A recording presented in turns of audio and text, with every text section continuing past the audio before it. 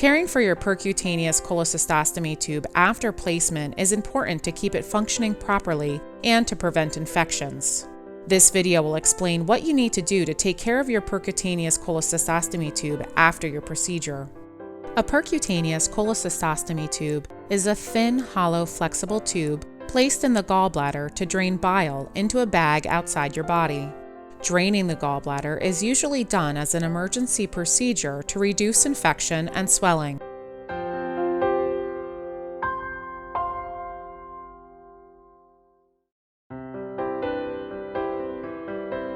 You cannot drive right after the tube is placed because of the medications you receive during your procedure. A responsible adult must drive you home when you are discharged. You may drive the day after your procedure unless your doctor tells you not to. You may go back to your normal diet after the procedure. You should replace the fluids that are lost through your drainage bag by drinking equal amounts of electrolyte-enriched sports drinks such as Gatorade. Drink at least 6 to 8 glasses of fluid a day while your tube is in place. Ask your doctor for recommendations on how you should replace your fluids if you have questions or concerns. Get plenty of rest after the procedure. A responsible adult should stay with you the first night after your procedure. Avoid lying or sleeping on the same side as the tube to keep it from twisting. You may go back to your normal activities 24 hours after your procedure. Do not lift anything heavier than 10 pounds unless you are told otherwise. Keep taking all of your prescribed medicines after the procedure unless your doctor tells you otherwise. You may shower 48 hours after your procedure, but do not swim or soak in water while your tube is in place. Please take your dressing off before entering the shower.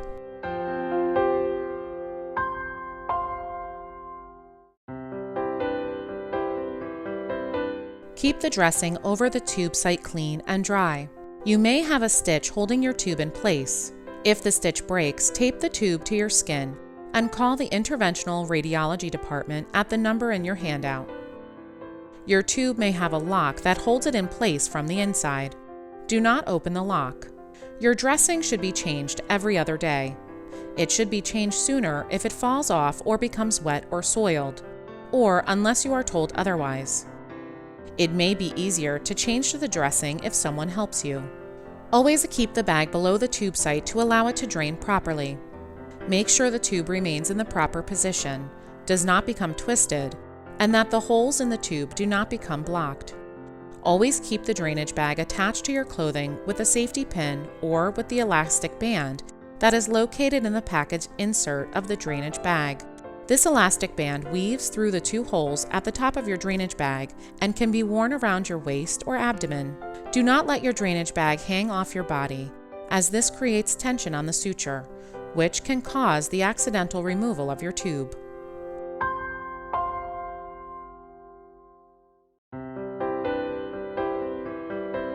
Here's what you need to change your tube dressing. 4 gauze dressings, tape, scissors, mild liquid soap and water to wash around the tube, such as antimicrobial unscented soap like Dial or Cetaphil, paper towels, soap or hand sanitizer to wash your hands.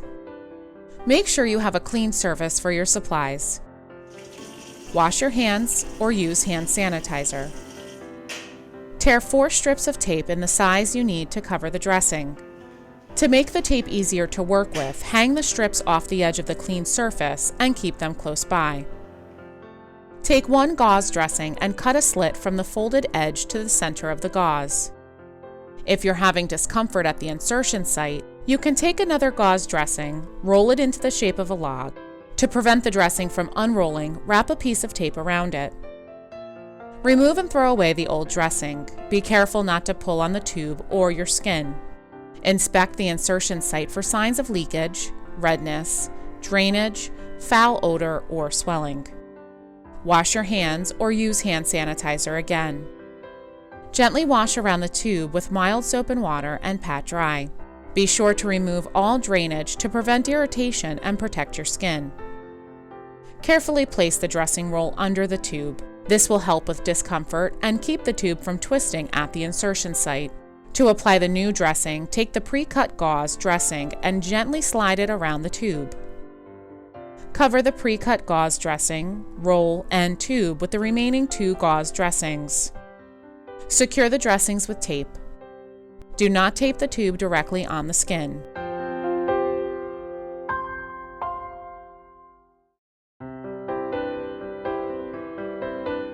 You will need to flush your tube before you apply the new dressing. Bile tends to be a thick fluid, so gentle flushing is needed for proper drainage. It is important that the holes in the tube do not become blocked. Your caregivers will tell you how often you should flush your tube.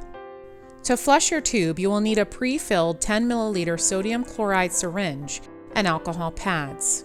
Untwist and remove the drainage bag from the tube. Hold the tube up to keep the bile from leaking out of the tube. You may find it easier to place the end of the drainage bag that you just untwisted on a piece of clean gauze to prevent contamination while you flush the tube. Wipe the end of the tube with an alcohol pad. Take the white cap off the pre-filled sodium chloride syringe. Twist the syringe onto the end of the tube. Slowly push the contents of the syringe into the drain. The fluid should enter the tube easily when gentle pressure is applied to the syringe. Remove the syringe by twisting it off the end of the tube. Using a new alcohol pad, wipe the ends of the tube and drainage bag and reattach. Throw away the syringe, do not use it again. The drainage bag may remain attached to the drain when emptying. You may not have to record the drainage amount from the bag. However, if your doctor tells you to record the drainage amount, hold the bag at eye level, record the amount and the date. To empty, loosen the blue valve at the bottom of the bag and empty the contents into a container or the toilet. Clean only the outside of the tubing and bag with warm, soapy water and rinse it thoroughly. Change the drainage bag every month. If you have any discomfort during flushing, you might be flushing too rapidly. Slow the flushing. If the pain continues, stop flushing and call the interventional radiology department at the number in your handout.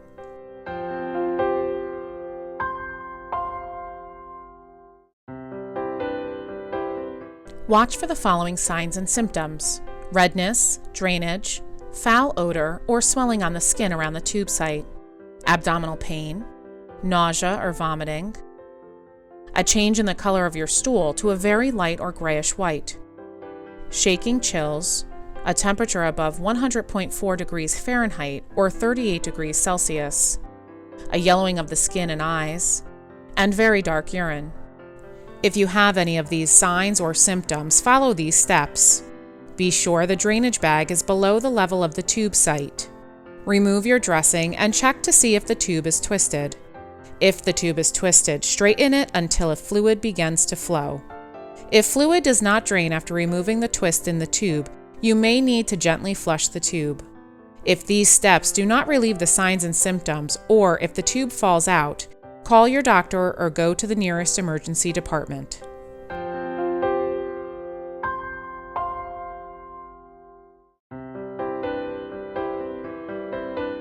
Your tube needs to be changed regularly to reduce the risk of infection and to make sure it's draining properly. If you do not have a follow-up visit scheduled, please call 216-444-6640. Please allow 10 business days from the day of your tube placement. If you have any questions at any time, please ask one of your caregivers. Thank you for choosing Cleveland Clinic for your care.